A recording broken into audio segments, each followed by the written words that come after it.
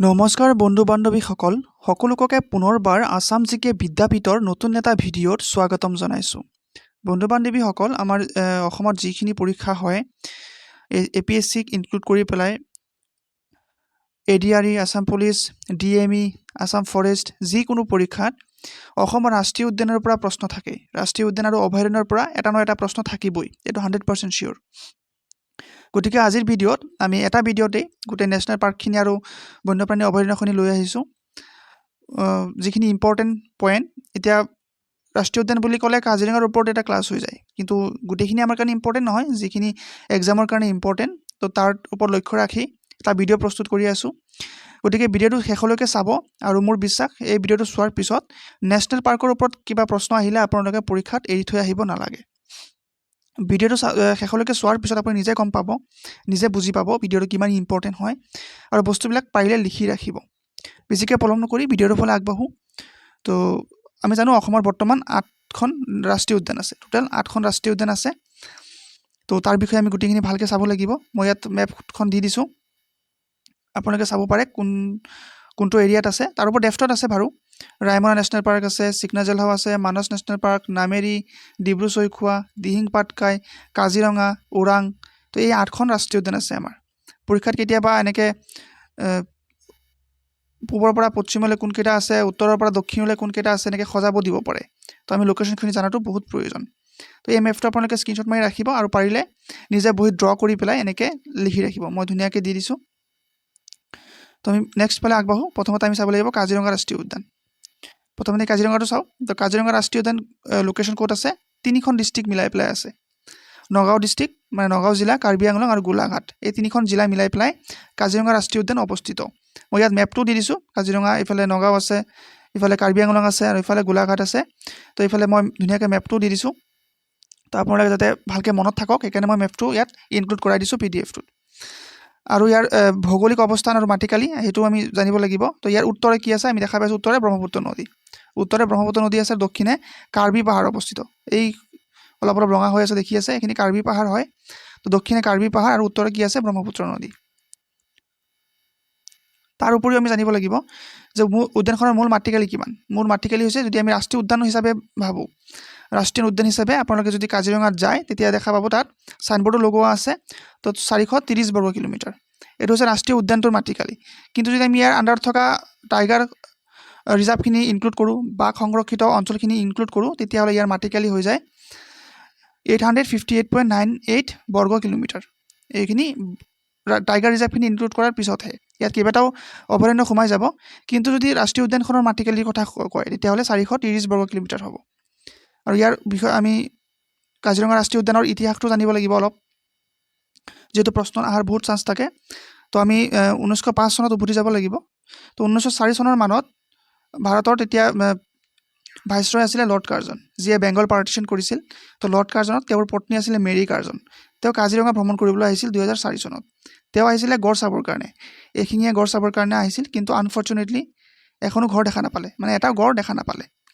কেৱল ঘৰৰ ভৰিৰ ছাপহে দেখিছিল, মানে খুৰাৰ সাঁচহে দেখিছিল। তো দেখা নাপালে। তো তাৰপিছতে মেৰী কাৰ্জনে ৰিকমেণ্ডেশ্যন দিলে যে কাজিৰঙাক ছিকিউৰ কৰিব লাগে। তো তাৰ সেইটো ৰিকমেণ্ডেশ্যন মৰ্মেই ইয়াৰ পিছতে স্থানীয় পশু সন্ধানকাৰী বলোৰাম হাজৰিকা, এই নামটো বহুত ইম্পৰ্টেণ্ট। কাজিৰঙাত যদি আপোনালোকে গৈছে, তাতো লিখা আছে চাইনবোৰ্ডত। তো বলোৰাম হাজৰিকা, তাক আমি কি বুলি জানো? নিগৰা চিকাৰী বুলি জানো। তো বলোৰাম হাজৰিকাৰ অনুৰোধত গড় সংৰক্ষণৰ বাবে লৰ্ড কাৰ্জনক বাধ্য কৰে। তো বলোৰাম হাজৰিকাও ৰিকুৱেষ্ট কৰে লৰ্ড কাৰ্জনক, আৰু গড় সংৰক্ষণৰ বাবে এইটো তেওঁক বাধ্য কৰোৱা হয়। আৰু তাৰপিছত 1905 চনৰ 1 জুনত কাজিৰঙাক প্ৰস্তাৱিত সংৰক্ষিত বনাঞ্চল হিচাপে গঢ়ি তোলা হয়। নেক্সট, কাজিৰঙাত আমাৰ বিগ 5 এনিমেল আছে। বিগ 5 এনিমেলৰ কাৰণে বিখ্যাত। কেতিয়াবা পৰীক্ষাত হয়তো দি দিব যে কোনকেইটা বিগ 5 এনিমেলৰ আণ্ডাৰত আহে। তো সেইকেইটা হ'ব এশিঙীয়া গড়, এছিয়ান হাতী, ৰয়েল বেংগল টাইগাৰ, বনৰীয়া মহ আৰু দল হৰিণা। মই ইংলিছ নামখিনি দি দিছোঁ, আৰু ইয়াত মই ফটোটো দি দিছোঁ। এইটো হাতী, গড়, মহ, টাইগাৰ আৰু দল হৰিণা, এই 5খন জন্তুক বা 5টা এনিমেলক বিগ 5 এনিমেল বুলি কোৱা হয়। আৰু এইকেইটা কাজিৰঙাত বহুত পৰিমাণে পোৱা যায়। আৰু লগতে কাজিৰঙাৰ ইম্পৰ্টেণ্ট চনখিনিও আমি জানিব লাগিব। ইম্পৰ্টেণ্ট গুৰুত্বপূৰ্ণ চনখিনি 1905 চনত প্ৰটেক্টেড ফৰেষ্ট বুলি ঘোষণা কৰা হৈছিল 1974 নেশ্যনেল পাৰ্ক হিচাপে ঘোষণা কৰা হৈছিল 1985 ইউনেস্কো ৱৰ্ল্ড হেৰিটেজ চাইট হিচাপে ঘোষণা কৰা হৈছিল 2006 টাইগাৰ ৰিজাৰ্ভ হিচাপে ঘোষণা কৰা হৈছিল আৰু 2007 টাইগাৰ প্ৰজেক্ট বা প্ৰজেক্ট টাইগাৰ হিচাপে ঘোষণা কৰা হৈছিল তো এই চনখিনিও বহুত ইম্পৰ্টেণ্ট হয় আৰু এই চনখিনিৰ পৰা পৰীক্ষাত MCQ ফৰ্ম কৰে তো এইটো ভালকৈ চাব লাগিব নেক্সট প্ৰশ্ন বা নেক্সট পইণ্ট কাজিৰঙা ৰাষ্ট্ৰীয় উদ্যানৰ মাজেৰে যোৱা নদীসমূহ কাজিৰঙা ৰাষ্ট্ৰীয় উদ্যানৰ মাজেৰে কোনবিলাক নদী গৈছে মেইন নদী হৈছে ব্ৰহ্মপুত্ৰ নদী ডিফলু ৰিভাৰো গৈছে মৰা ডিফু গৈছে আৰু মৰা ধনচিৰি এই চাৰিখন নদী কাজিৰঙাৰ মাজেৰে গৈছে তো মেইনটো হৈছে ব্ৰহ্মপুত্ৰ উত্তৰ পাৰেদি গৈছে আৰু মাজদিও অকণ টাচ কৰিছে ডিফলু নদী পাৰ হৈ গৈছে মৰা ডিফলু গৈছে আৰু মৰা ধনচিৰি গৈছে এই চাৰিখন টোটেল নদী যিটো কাজিৰঙা ৰাষ্ট্ৰীয় উদ্যানৰ মাজেৰে পাৰ হৈছে ইয়াৰ পিছত আমি চাব লাগিব মানাস নেশ্যনেল পাৰ্ক কাজিৰঙাৰ পৰা ইমানখিনি চালেই মোটামুটি হৈ যাব তো মানাস নেশ্যনেল পাৰ্ক অৱস্থিতি ক'ত হয় দুখন ডিষ্ট্ৰিক্ট মিলাই এটা চিৰাং এটা বাক্সা চিৰাং আৰু বাক্সা মিলাই পেলাই মানাস ৰাষ্ট্ৰীয় উদ্যানটো অৱস্থিত ইয়াত দেখাই পাই আছে এইটো চিৰাং আৰু ইফালে হৈছে চিৰাং আৰু বাক্সা এই বাক্সা মিলাই পেলাই আমাৰ মানাস ৰাষ্ট্ৰীয় উদ্যানটো অৱস্থিত ইয়াৰ ভৌগোলিক অৱস্থান আৰু মাটিকালি হৈছে উত্তৰে ভূটান দেশৰ ৰয়েল মানস উদ্যান সংযোজিত হৈ আছে উত্তৰে কি আছে আমাৰ ভূটানৰ ইয়াত দেখাই পাইছে এইটো ভূটানৰ ৰয়েল মানস উদ্যান আৰু আমাৰ অসমৰ মানস ৰাষ্ট্ৰীয় উদ্যান এই দুটাই এটা আনটোৰ লগত বৰ্ডাৰ শ্বেয়াৰ কৰিছে নদী হৈছে উদ্যানখনৰ মাজেৰে বৈ যোৱা মুখ্য নদী হৈছে মানস নদী যাৰ নাম অনুসৰিয়ে এই উদ্যানখনৰ নামকৰণ কৰা হৈছে তো মেইন নদী কি হৈছে মানস নদী ইয়াত দেখাই পাইছে এইটো মেপত আহিছে মানস নদী যিটো ব্ৰহ্মপুত্ৰৰ এটা ট্ৰিবিউটাৰী হয় তো মানস নদী এইখন ৰাষ্ট্ৰীয় উদ্যানৰ মাজেদি পাৰ হৈ অহাৰ কাৰণে এই ৰাষ্ট্ৰীয় উদ্যানখনৰ নাম মানস ৰাষ্ট্ৰীয় উদ্যান পৰিছে আৰু ইয়াৰ মাটিকালি হৈছে 500 বৰ্গ কিলোমিটাৰ অসমৰ আটাইতকৈ ডাঙৰ ৰাষ্ট্ৰীয় উদ্যান মাটিকালি হিচাপত অসমৰ আটাইতকৈ ডাঙৰ ৰাষ্ট্ৰীয় উদ্যান হৈছে মানস ৰাষ্ট্ৰীয় উদ্যান আৰু ইয়াৰ মাটিকালি হৈছে 500 বৰ্গ কিলোমিটাৰ মাটিকালি দিশত অসমৰ আটাইতকৈ ডাঙৰ ৰাষ্ট্ৰীয় উদ্যান ইয়াৰ পিছত চাওঁ আমি গুৰুত্বপূৰ্ণ চনখিনিও জানিব লাগিব গুৰুত্বপূৰ্ণ ইভেণ্টখিনিও জানিব লাগিব ইউনেস্কো বিশ্ব ঐতিহ্য ক্ষেত্ৰ ইউনেস্কো ৱৰ্ল্ড হেৰিটেজ চাইট হয় এইটো 1985 চনত দিয়া হৈছিলে প্ৰজেক্ট টাইগাৰ হয় যিটো 1973 দিয়া হৈছিলে প্ৰজেক্ট টাইগাৰৰ আণ্ডাৰত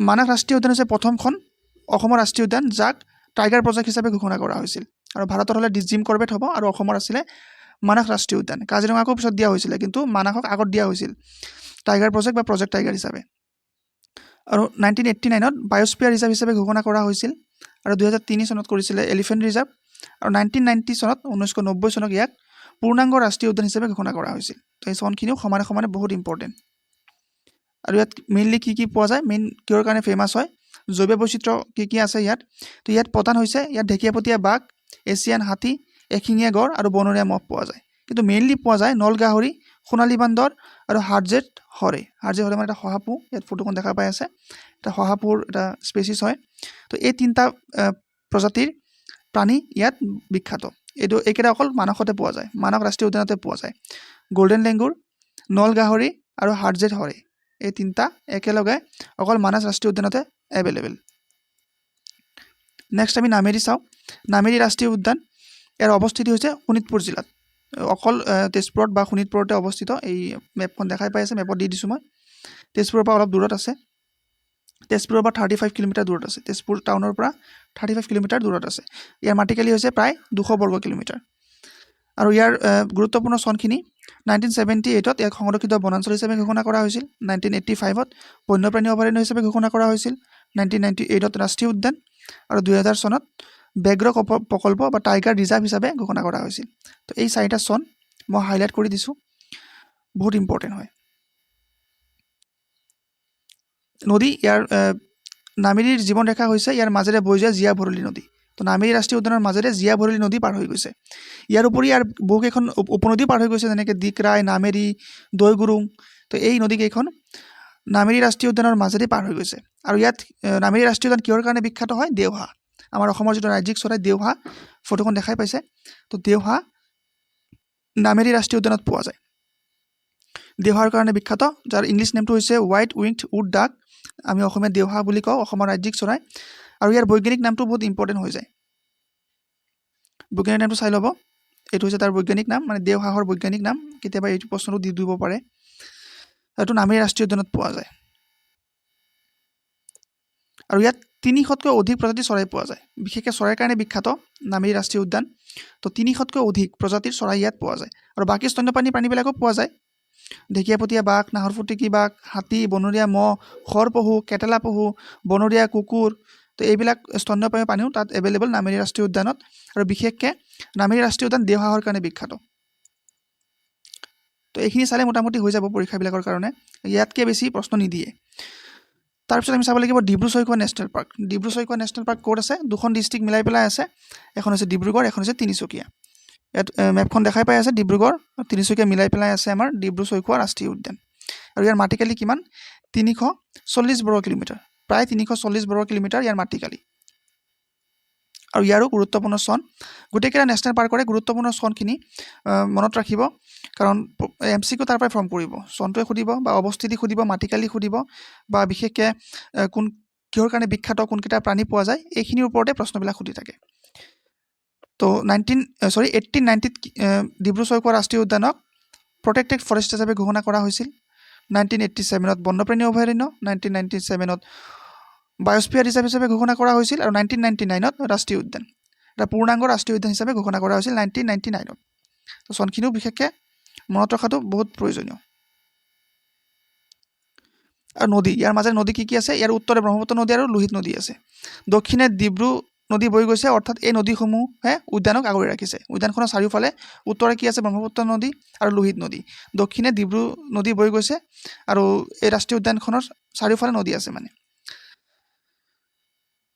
তো তাত আৰু কি বিৰল প্ৰজাতি কি পোৱা যায়, মানে কিহৰ কাৰণে বিখ্যাত? বনৰীয়া ঘোঁৰা, বনৰীয়া ঘোঁৰাৰ কাৰণে ডিব্ৰু-চৈখোৱা বিখ্যাত। ফেৰেল হৰ্চ, দেওহাঁহো পোৱা যায়, বহুত পৰিমাণে দেওহাঁহ পোৱা যায়। বনৰীয়া কপৌ ফুল, ৱাইল্ড অৰ্কিড, এই ফটোত দেখা পাইছে, এইটো বনৰীয়া ঘোঁৰা, দেওহাঁহ, আৰু এই চাইডত দিয়া আছে ৱাইল্ড অৰ্কিড বা বনৰীয়া কপৌ ফুল। এই তিনিটা প্ৰজাতিৰ কাৰণে বিখ্যাত ডিব্ৰুগড় আৰু তিনিচুকীয়াত অৱস্থিত ডিব্ৰু-চৈখোৱা ৰাষ্ট্ৰীয় উদ্যান। আৰু লগতে তাত কিছুমান স্তন্যপায়ী প্ৰাণীও পোৱা যায়, তাত ঘোঁৰা আৰু ঘোঁৰাৰ বাহিৰেও ঢেকীয়াপতীয়া বাঘ, হাতী, বনৰীয়া মহ, লাজুকী বান্দৰ, চশমা চকুৱা বান্দৰ, হোলক গিবন, এইবিলাক পোৱা যায়। আৰু জলচৰ প্ৰাণীও পোৱা যায়, যেনেকৈ শিশু বা গাংগে ডলফিন আমি যিটো কওঁ, গেংগেটিক ৰিভাৰ ডলফিন, সেইটো তাত 60তকৈ অধিক প্ৰজাতিৰ মাছ পোৱা যায়। ডলফিনো পোৱা যায়, আৰু 60 প্ৰজাতিতকৈ অধিক বেছি পৰিমাণে মাছ আমি তাত পাওঁ। তো এইবিলাকৰ কাৰণে ডিব্ৰু-চৈখোৱা ৰাষ্ট্ৰীয় উদ্যান বিখ্যাত। তাৰপিছত আৰু আহিব ওৰাং নেশ্যনেল পাৰ্ক। ওৰাং ৰাষ্ট্ৰীয় উদ্যান দুখন জিলা মিলাই পেলাই আছে, এটা হৈছে দৰং, এটা হৈছে শোণিতপুৰ। দৰং আৰু শোণিতপুৰ মিলাই পেলাই অৱস্থিত ওৰাং ৰাষ্ট্ৰীয় উদ্যান। আৰু ইয়াৰ মাটিকালি হৈছে 79 বৰ্গ কিলোমিটাৰ, প্ৰায় 79 বৰ্গ কিলোমিটাৰ। আৰু এইটো হৈছে অসমৰ আটাইতকৈ সৰু ৰাষ্ট্ৰীয় উদ্যান মাটিকালিৰ ভিত্তিত। আটাইতকৈ ডাঙৰ আছিলে মানাহ ৰাষ্ট্ৰীয় উদ্যান, আৰু আটাইতকৈ সৰু হৈছে ওৰাং ৰাষ্ট্ৰীয় উদ্যান। আৰু ইয়াক বিশেষ নাম আছে, এনেকৈ আমি ইয়াক মিনি কাজিৰঙা বুলি কওঁ। এতিয়া মিনি কাজিৰঙা বুলি পবিতৰাকো জনা যায়। এইটো প্ৰশ্নৰ ওপৰত ডিপেণ্ড কৰে। যদি প্ৰশ্নটোত সোধে যে কোনখন ৰাষ্ট্ৰীয় উদ্যানক মিনি কাজিৰঙা বুলি জনা যায়, ৰাষ্ট্ৰীয় উদ্যানক বুলি ক'লে ওৰাং নেশ্যনেল পাৰ্ক হ'ব বা ওৰাং ৰাষ্ট্ৰীয় উদ্যান হ'ব। যদি অভয়াৰণ্যৰ কথা সোধে যে কোনখন অভয়াৰণ্যক মিনি কাজিৰঙা বুলি জনা যায়, তেতিয়াহ'লে হ'ব পবিতৰা। তো ইয়াক মিনি কাজিৰঙা বুলিও জনা যায়, ৰাজীৱ গান্ধী ৰাষ্ট্ৰীয় উদ্যান বুলিও জনা যায়। যদিও এতিয়া ৰাজীৱ গান্ধী ৰাষ্ট্ৰীয় উদ্যানটো ইমান পৰিচিত নহয়, কিন্তু আগতে বা এটা সময়ত ৰাজীৱ গান্ধী ৰাষ্ট্ৰীয় উদ্যান হিচাপে জনা গৈছিলে। আৰু ইয়াৰ লগত ৰিলেটেড কেইটামান ইম্পৰ্টেণ্ট চন, 1915 চনত গেম ৰিজাৰ্ভ হিচাপে ঘোষণা কৰা হৈছিল। 1985 বন্যপ্ৰাণী অভয়াৰণ্য ৱাইল্ড লাইফ চেঞ্চুৰী হিচাপে ঘোষণা কৰা হৈছিল। 1999 ৰাষ্ট্ৰীয় উদ্যান হিচাপে ঘোষণা কৰা হৈছিল। আৰু 2016 টাইগাৰ ৰিজাৰ্ভ, যিটো ভাৰতৰ 49তম আছিলে, ভাৰতৰ 49তম ব্যাঘ্ৰ প্ৰকল্প আছিলে, সেইটো আমাৰ ৰাজীৱ গান্ধী বা ওৰাং নেশ্যনেল পাৰ্ক আছিলে। আৰু 2016 চনত ইয়াক টাইগাৰ ৰিজাৰ্ভ হিচাপে ঘোষণা কৰা হৈছিল। আৰু ইয়াত মেইনলি কি প্ৰাণী পোৱা যায়? এশিঙীয়া গড় পোৱা যায়, বহুতখিনি এশিঙীয়া গড় পোৱা যায় তাত আমাৰ, আৰু ৰয়েল বেংগল টাইগাৰ পোৱা যায়। এশিঙীয়া গড় আৰু ৰয়েল বেংগল টাইগাৰৰ কাৰণে বিখ্যাত। আৰু এশিঙীয়া গড় বহুত পৰিমাণে পোৱা যায়, যাৰ কাৰণে তেওঁক বা ৰাষ্ট্ৰীয় উদ্যানটোক মিনি কাজিৰঙা বুলিও জনা যায়। আৰু বাঘৰ ঘনত্ব, এছিয়া মহাদেশৰ ভিতৰতে ওৰাং ৰাষ্ট্ৰীয় উদ্যানত বাঘৰ ঘনত্ব আটাইতকৈ বেছি বুলি ধৰা হয়। এছিয়া মহাদেশৰ ভিতৰত ওৰাং ৰাষ্ট্ৰীয় উদ্যানতে বাঘৰ ঘনত্ব বেছি বুলি কোৱা হয়। আৰু বেলেগ কিছুমান প্ৰাণীও পোৱা যায়, অন্য বন্য প্ৰাণী পোৱা যায়, যেনেকৈ হাতী, বনৰীয়া মহ, দল হৰিণা। কেৱল মানাহ আৰু ওৰাঙত পোৱা বিৰল নল গাহৰি আৰু কেটেলা পহু পোৱা যায়। মানাহ আৰু ওৰাঙতে নল গাহৰি, যিটো পিগমি হওক আমি কওঁ, নল গাহৰি আৰু কেটেলা পহু, এই দুইখনতে পোৱা যায়। ইয়াৰ পিছত চাব লাগিব আমি দিহিং পাটকাই নেশ্যনেল পাৰ্ক। দিহিং পাটকাই ৰাষ্ট্ৰীয় উদ্যান, এইখনো দুখন ডিষ্ট্ৰিক্ট মিলাই পেলাই আছে, এখন হৈছে ডিব্ৰুগড়, এখন হৈছে তিনিচুকীয়া। ডিব্ৰুগড়ৰ নিচিনা এইখনো দুখন ডিষ্ট্ৰিক্ট মিলাই পেলাই আছে, আৰু ইয়াৰ মাটিকালি হৈছে প্ৰায় 231.65 স্কুৱেৰ কিলোমিটাৰ। মাটিকালি বহুত ডাঙৰ হয়, বহুত বেছি। আৰু ইয়াৰ উপনাম হৈছে পূবৰ Amazon of east. Dihing Patkai ৰাষ্ট্ৰীয় উদ্যানক পূবৰ আমাজন বুলি জনা যায় আৰু এই প্ৰশ্নটো বহুতবাৰ আহিছে পৰীক্ষাত। আৰু ইয়াৰ লগত জড়িত ইম্পৰ্টেঞ্চখিনি মনত ৰাখিব। 2004 চনত ইয়াক বন্যপ্ৰাণী অভয়াৰণ্য হিচাপে ঘোষণা কৰা হৈছিল আৰু 2021 চনত ইয়াক ৰাষ্ট্ৰীয় উদ্যান হিচাপে ঘোষণা কৰি দিছিলে। বেছি দিন হোৱা নাই, তো 2021 চনত ৰাষ্ট্ৰীয় উদ্যান হিচাপে ঘোষণা কৰিছিল। আৰু ইয়াৰ প্ৰধান প্ৰাণী হৈছে বন্য মেকুৰী বৈচিত্ৰ্য। একেলগে 7টা বিভিন্ন প্ৰজাতিৰ বন্য মেকুৰী বা বাঘজাতীয় প্ৰাণী পোৱা যায়। লগতে হলৌ বান্দৰ পোৱা যায়, হলৌ গিবন আৰু দেওহা। এই 3টা প্ৰজাতিৰ প্ৰাণী বেছিকৈ পোৱা যায়। মই ফটো দি দিছোঁ, আপোনালোকে চাব পাৰে। 7টা বেলেগ বেলেগ প্ৰজাতিৰ মেকুৰী, বনৰীয়া মেকুৰী পোৱা যায়। লগতে টাইগাৰ পোৱা যায়, হলৌ গিবন পোৱা যায় আৰু দেওহা পোৱা যায়। তো এইকেইটা প্ৰাণী বিশেষকৈ বেছি পৰিমাণে পোৱা যায়। নেক্সট আমি চাওঁ ৰায়মনা নেশ্যনেল পাৰ্ক। ৰায়মনা ক'ত অৱস্থিত? অকল এটা ডিষ্ট্ৰিক্টত অৱস্থিত হৈছে, কোকৰাঝাৰ। ৰায়মনা অকল কোকৰাঝাৰ ডিষ্ট্ৰিক্টতে, কোকৰাঝাৰ জিলাতে অৱস্থিত। আৰু ইয়াৰ মাটিকালি হৈছে প্ৰায় 422 বৰ্গ কিলোমিটাৰ, আৰু ই এটা চিৰাং ৰিপু সংৰক্ষিত বনাঞ্চল। যিটো চিৰাং ৰিপু ৰিজাৰ্ভ ফৰেষ্ট আছে তাৰ আণ্ডাৰতে আহে। তাৰ এটা ডাঙৰ অংশ চিৰাং ৰিপু সংৰক্ষিত বনাঞ্চলৰ বহুত ডাঙৰ এটা অংশ হয় আমাৰ ৰায়মনা নেশ্যনেল পাৰ্ক। সেইটো লগতে মনত ৰাখি থ'ব। আৰু ইম্পৰ্টেণ্ট ডেটছখিনি মনত ৰাখিব লাগিব। আৰু ইয়াক ডাইৰেক্ট নেশ্যনেল পাৰ্ক ঘোষণা কৰা হৈছিল কেতিয়া? 2021 চনৰ 5 জুন তাৰিখে। 2021 চনৰ যিটো বিশ্ব পৰিৱেশ দিৱস আছিলে, বিশ্ব পৰিৱেশ দিৱসৰ দিনাখনেই ইয়াক ৰাষ্ট্ৰীয় উদ্যান হিচাপে ঘোষণা কৰা হৈছিল। আৰু ইয়াৰ প্ৰধান প্ৰাণী কি হৈছে? সোণালী বান্দৰ। গল্ডেন লেংগুৰ হৈছে ইয়াত আটাইতকৈ বেছি বিখ্যাত প্ৰাণী আৰু ইয়াত আটাইতকৈ বেছি থকা প্ৰাণী, প্ৰধান প্ৰাণী। আপোনালোকে ফটো দেখা পাই আছে। গল্ডেন লেংগুৰ বা সোণালী বান্দৰ তাৰ প্ৰধান প্ৰাণী। আৰু লগতে আমি জানিব লাগিব, মেপটো দি দিছোঁ। উত্তৰে ভূটানৰ ফিপচু বন্যপ্ৰাণী অভয়াৰণ্য, পশ্চিমবংগৰ বাক্সা ব্যাঘ্ৰ প্ৰকল্পৰ লগত নিজৰ বাউণ্ডাৰী শ্বেয়াৰ কৰে। তো দেখা পাইছে উত্তৰে এই ভূটানৰ ফিপচু বন্যপ্ৰাণী অভয়াৰণ্য, আৰু পশ্চিমফালে কি আছে? পশ্চিমবংগৰ বাক্সা টাইগাৰ ৰিজাৰ্ভ, তাৰ লগত নিজৰ ইয়াত বাউণ্ডাৰী শ্বেয়াৰ কৰে আৰু ইয়াত বাউণ্ডাৰী শ্বেয়াৰ কৰে। তো এখন নেশ্যনেল আৰু এখন ইণ্টাৰনেশ্যনেল বৰ্ডাৰ শ্বেয়াৰ কৰে। এটা হৈছে ভূটানৰ সৈতে, যিটো ফিপচু বন্যপ্ৰাণী অভয়াৰণ্যৰ লগত, আৰু এটা আছে আন্তঃৰাজ্যিক, সেইটো হৈছে পশ্চিমবংগৰ বাক্সা টাইগাৰ প্ৰজেক্ট বা টাইগাৰ ৰিজাৰ্ভৰ লগত। নেক্সট আৰু এটা লাষ্টটো আমি চাওঁ চিকনা-জালহাও নেশ্যনেল পাৰ্ক। চিকনা-জালহাও নেশ্যনেল পাৰ্ক দুখন জিলা লৈ পেলাই আছে। এখন হৈছে চিৰাং, এখন হৈছে কোকৰাঝাৰ। দুইখন জিলা মিলাই পেলাই চিকনা-জালহাও ৰাষ্ট্ৰীয় উদ্যানটো অৱস্থিত। আৰু ইয়াৰ মাটিকালি হৈছে প্ৰায় 316.29 বৰ্গ কিলোমিটাৰ, 316.29 বৰ্গ কিলোমিটাৰ ইয়াৰ মাটিকালি। আৰু ইও এটা চিৰাং ৰিপু হস্তি প্ৰকল্পৰ অন্তৰ্ভুক্ত। চিৰাং ৰিপু যিটো এলিফেণ্ট ৰিজাৰ্ভ আছে তাৰ আণ্ডাৰতে আহে, তাৰ ভিতৰতে পৰে চিকনা-জালহাও নেশ্যনেল পাৰ্কটো। লগতে আৰু ইম্পৰ্টেণ্ট ডেটছখিনি মনত ৰাখিব। অসমৰ 8খন ৰাষ্ট্ৰীয় উদ্যান, অসমৰ 8 নং ৰাষ্ট্ৰীয় উদ্যান, যিটো 2025 চনৰ 16 ফেব্ৰুৱাৰীত অসম কেবিনেটে ইয়াৰ অনুমোদন জনায়। আৰু পৰৱৰ্তী সময়ত 2025 চনত 5 মাৰ্চত অসমৰ ৰাজ্যপালে ইয়াক আনুষ্ঠানিকভাৱে ৰাষ্ট্ৰীয় উদ্যান হিচাপে ঘোষণা কৰে বা অধিসূচিত কৰা হয়। তো প্ৰথমে অসম কেবিনেটে ইয়াক অনুমোদন জনাইছিল আৰু 2025 চনৰ 5 মাৰ্চ তাৰিখে অসমৰ ৰাজ্যপালে ইয়াক ৰাষ্ট্ৰীয় উদ্যান হিচাপে ঘোষণা কৰে। এইখন বড়োলেণ্ড অঞ্চলৰ BTRৰ তৃতীয়খন ৰাষ্ট্ৰীয় উদ্যান, মানাহ ৰায়মনাৰ পিছত। তো BTRত আমাৰ 3খন ৰাষ্ট্ৰীয় উদ্যান আছে। সেইটো প্ৰশ্ন সুধিব পাৰে যে BTR ৰিজনত কেইখন ৰাষ্ট্ৰীয় উদ্যান আছে? তো এখন মানাহ, এখন ৰায়মনা আৰু এখন হৈছে চিকনা-জালহাও। আৰু ইয়াৰ নামাকৰণ কেনেকৈ হৈছিলে? চিকনা-জালহাও নামটো কেনেকৈ আহিলে? জৌলীয়া দেৱান নামে পৰিচিত কিংবদন্তী বড়ো বীৰ তথা নায়ক চিকনা-জালহাওৰ নামেৰে নামাকৰণ কৰা হৈছে। তো এগৰাকী কিংবদন্তী আছিলে ফ্ৰীডম ফাইটাৰ চিকনা-জালহাও। তো তেওঁৰ নামতে এইটো ৰাষ্ট্ৰীয় উদ্যানখনৰ নামাকৰণ কৰা হৈছে। তেওঁ 1864 পৰা 66 চনৰ ভিতৰত ব্ৰিটিছ আৰু ভূটানৰ মাজত হোৱা দুৱাৰ যুদ্ধৰ সময়ত ব্ৰিটিছ বাহিনীৰ বিৰুদ্ধে তীব্ৰ প্ৰতিৰোধ গঢ়ি তুলিছিল। তো ফ্ৰীডম ফাইটাৰ হয়, তো তেওঁৰ নামতেই এই ৰাষ্ট্ৰীয় উদ্যানৰ নামটো নামাকৰণ কৰা হৈছে। আৰু মেইনলি তাত কি পোৱা যায় বা মুখ্য আকৰ্ষণ কি হয়? পখিলাৰ স্বৰ্গভূমি। তো চিকনা-জালহাও ৰাষ্ট্ৰীয় উদ্যানটো পখিলাৰ স্বৰ্গভূমি বুলি কোৱা হয়। পখিলাৰ স্বৰ্গভূমি হয় কাৰণ তাত 460তকৈ অধিক প্ৰজাতিৰ পখিলা পোৱা যায়। আপোনালোকে ফটোত দেখা পাই আছে, 460তকৈ অধিক প্ৰজাতিৰ পখিলা তাত পোৱা যায়। তো এইখিনি আছিলে। ইয়াৰ ওপৰত আপোনালোকৰ আৰু বিশেষকৈ নালাগে। এই ভিডিঅ'টো ভালকৈ চালে, যদি মই যিখিনি দিছোঁ PDF-টো মই এভেইলেবল কৰাই দিম। যদি আপোনালোকৰ PDF-টো লাগে, ভিডিঅ'টোৰ ডেছক্ৰিপশ্যনত হোৱাটছআপ গ্ৰুপৰ লিংকটো দিয়া আছে। তাতে ক্লিক কৰি আপোনালোকে হোৱাটছআপ গ্ৰুপত জইন হৈ লওক। তাতে মই এই PDF-টো দি দিম, আপোনালোকে PDF-টো পাই যাব। তেতিয়া হয়তো নিলিখিলেও হ'ব, আপোনালোকে জেৰক্স কৰি ল'ব পাৰিব। আৰু পাৰিলে লিখি ৰাখক।